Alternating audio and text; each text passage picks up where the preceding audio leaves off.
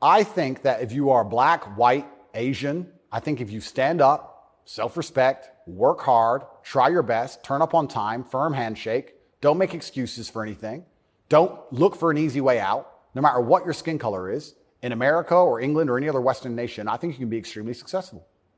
I don't think anything's stopping you. That's not the message you get from, say, Kamala Harris, who's also mixed race. Her dad was Jamaican, her mom was Indian. Yeah.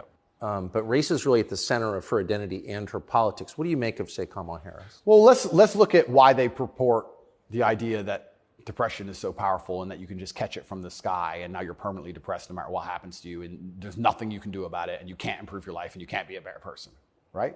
It's that self-limiting belief. I think by also pushing this racism argument, it's also very much the same thing. I think if you adopt that mindset, if you wake up and you're a particular color, you're purple, and you believe purple people can't make it, what's your chance of making it? Zero. Yeah. Right? So that's what's so destructive about it. This is what I'll even argue when I argue this point with people and they try and say, oh, but this happens, and they pull out these statistics and all this garbage from the Matrix. I say, listen, even if the world's racist against purple people, the best thing you can do is be such an exceptional purple person that they need you they need you. The only answer is hard work. The only answer is self-accountability, masculine essence, honor, dignity, making your ancestors proud of you because you hold the same last name as them. The answer is the same regardless anyway.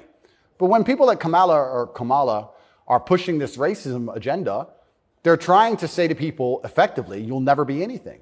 And you don't stand a chance of ever being anything. And I think that makes people who aren't anything feel a little bit better about themselves. It's cope. And that's the only fans she has left, are losers who she's told it's okay to be a loser because there's no way you could have not been a loser. And I will argue you could have been something a lot more than that. And you shouldn't listen to anybody who tells you not going to be a loser. If someone were to come to me and say, Andrew, you're mixed race, you're from a single mother household, you're never going to be rich. I'll say, watch me. I don't believe you. I don't believe you. Who are you? So everything she's saying is, one, wrong. Two, it's destructive to believe in. Three, I think it's her last hope at having any kind of fan at all because she's largely incompetent. I don't think I've ever heard her put a compendious, coherent sentence together.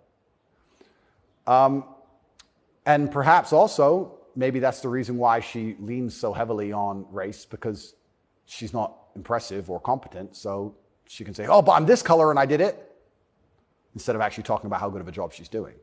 Because if you have to discuss that part of her career or that part of her current life path, I think she'd be in a lot of trouble.